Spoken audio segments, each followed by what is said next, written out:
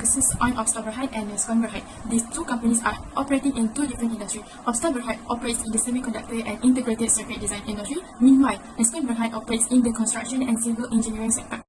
The objective of this report is to analyze and compare the financial performance between Bkafk1023 and N1 through a detailed analysis to evaluate the overall stability. Bkafk founded in 2014 by the three IC design industry experts. It's located at University Sains Malaysia, 6th floor, Incubator Inovasi University, Mayanepas, Penang.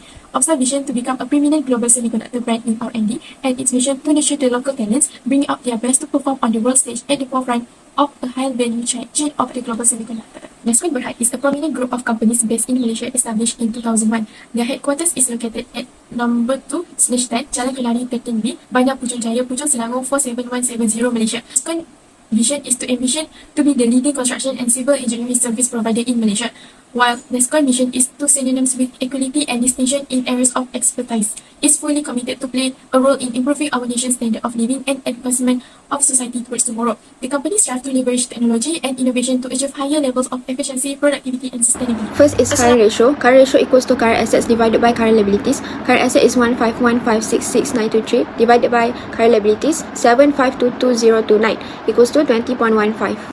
To interpret, for every 1 ringgit of current liability, Bkafk has 20 ringgit 50 cent in current assets. Is quick ratio. Quick ratio equals to current assets minus inventories divided by current liabilities. Current asset is 151,566,923 minus inventories 0 divided by 7522029, so it equals to 20.15. Bkafk has 20 ringgit 10 cent in liquid asset for every 1 ringgit of current liabilities. Next is total asset turnover. Total asset turnover equals to net sales divided by average total assets.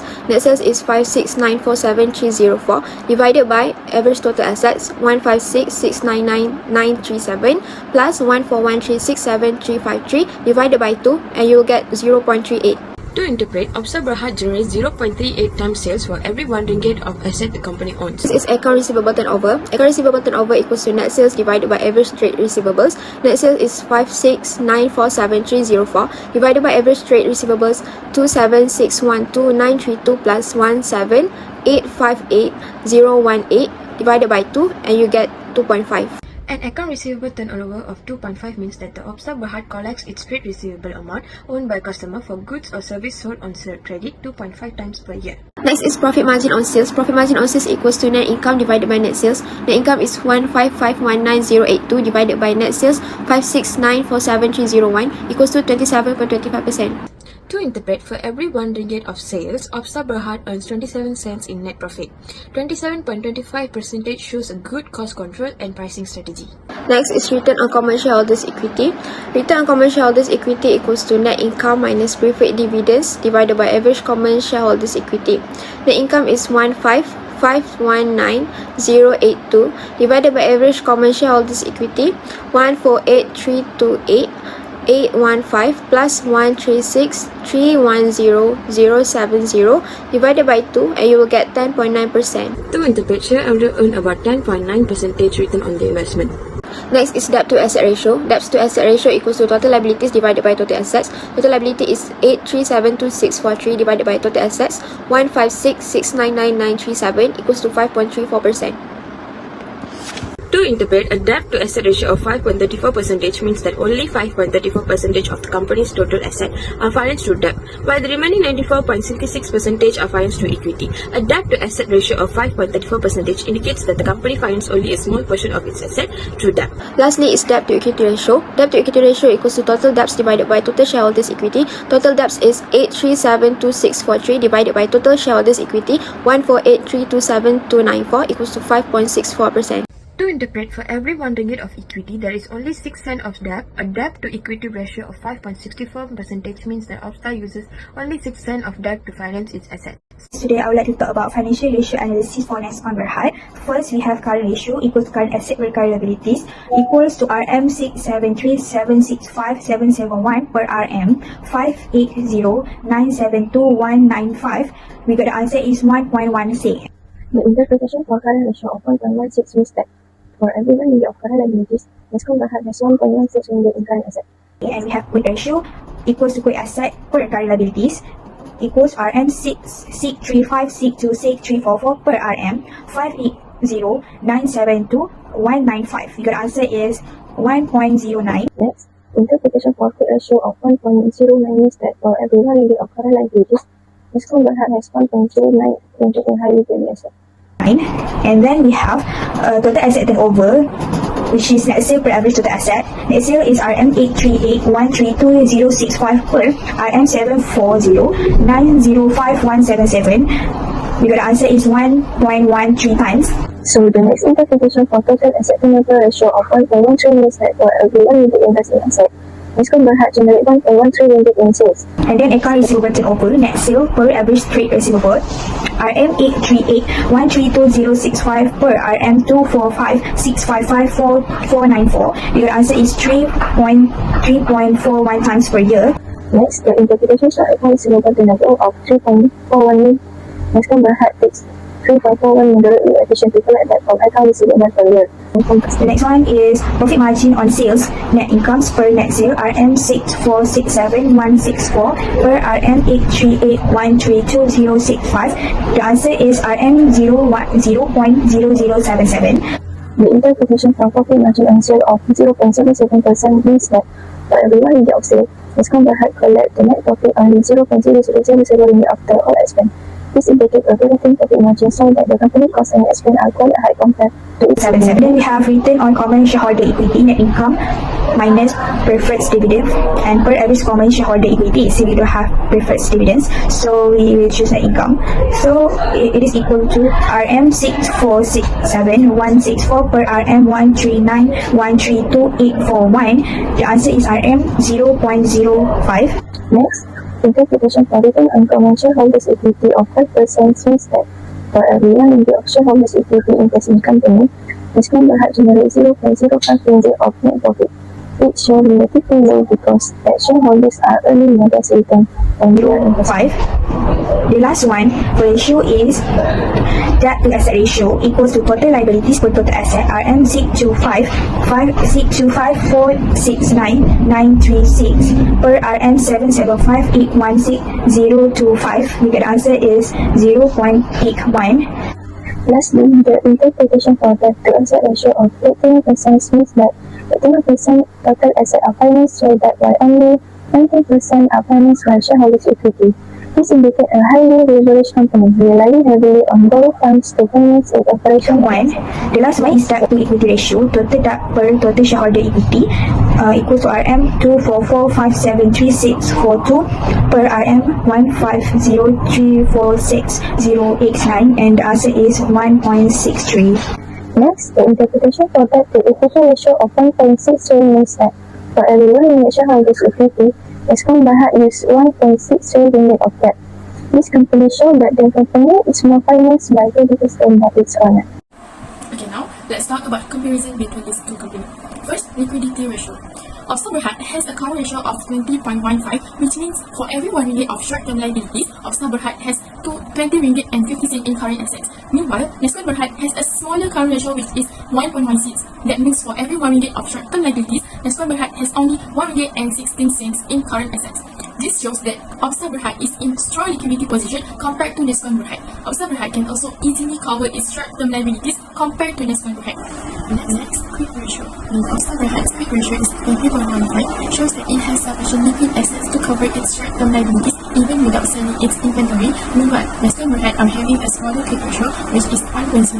That means it is having a weaker liquidity position. Second, activity ratios. Total asset turnover. Opsa Berhad's total asset turnover ratio is 0.38 times, which is smaller than Discount Berhad's ratio 1.13. This means Discount Berhad generates 1 ringgit and 13 cents in sales for every 1 ringgit of assets, which is bigger than Opsa Berhad that only generates 38 cents. This shows that Discount Berhad using its asset to produce sales efficiently than Opsa Berhad. Discount Berhad reflects stronger asset management and productivity, while Opsa Berhad need to improve sales performance or reduce idle assets to enhance efficiency. Account receivable turnover measures how quickly a company collects money from its credit customer. Discount Berhad's account receivable turnover ratio is 3.41 times, which is bigger than Opsta Berhad's ratio 2.50 times. This means Nescon Berhad can collect its account receivable 3.41 times a year, which means faster than Opsta Berhad that only can collect its account receivable 2.50 times a year. This shows that Nescon Berhad is more efficient in collecting payments from its customer than Opsta Berhad.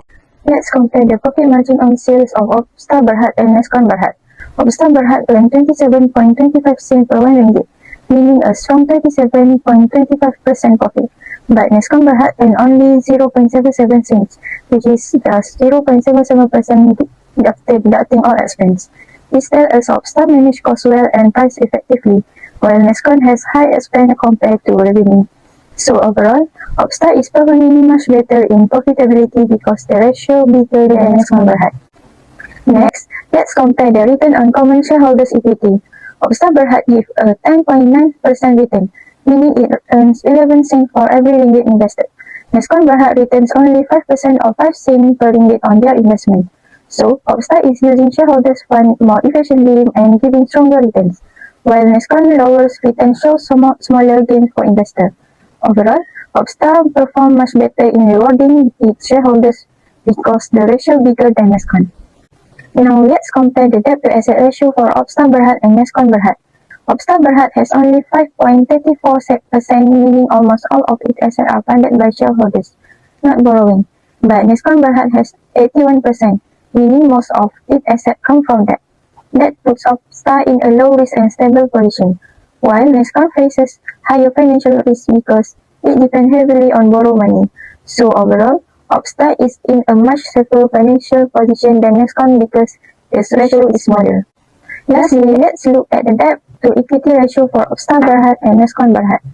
Opsta Berhad has a very low ratio of 0.06, meaning it uses only 6 cents of debt for every ringgit of equity. But Nescon Berhad has 1.63, meaning it uses 1.63 ringgit of debt for every ringgit of equity.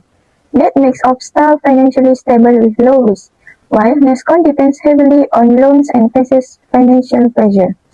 Overall, Opsta is in a much stronger and safer financial position because the ratio is smaller than Nescon. Opsta Berhad have strong financial stability, but one area we can improve is how effectively the company use its asset. Currently, the total asset turnover is low, meaning that the assets are not fully generate revenue. To improve this, we suggest 3 main actions. First, expand the customer base. By targeting new markets and customer segments, Opsta can increase sales. For example, offering products to smaller tech firms or international clients could bring in new revenue.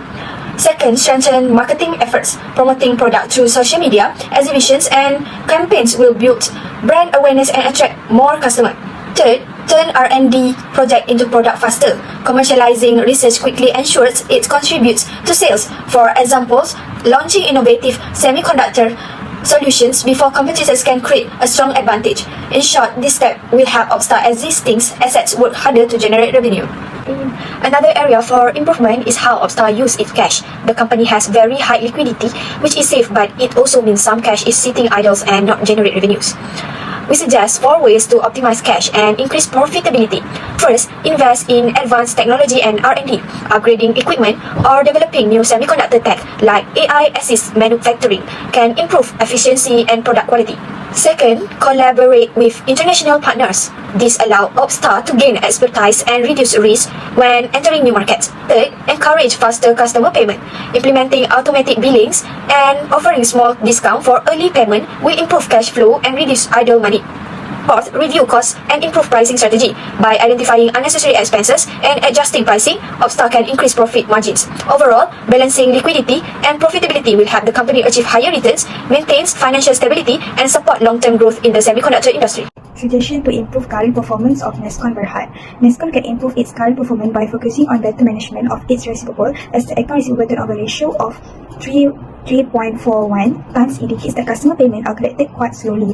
By tightening credit terms, sending reminders, and offering small discount for early payments, the company can speed up cash collection and strengthen its cash flow. The company should also work on improving profitability because its profit margin is very slow at only 1 0.77%, meaning it is earning very little profit from its sales. To improve this, Nescon can review and reduce unnecessary operating costs, negotiate lower prices with supply, and ensure projects are executed efficiently to avoid cost overrun. Furthermore, Nescon should look at its financial structure because the debt-to-equity ratio of 1.63 show that the business is heavily dependent on debt. High debt causes high interest expenses, and financial risks. To address this, the company could try to reduce borrowing, retain more profit within the business, or raise funds through equity instead of additional loan.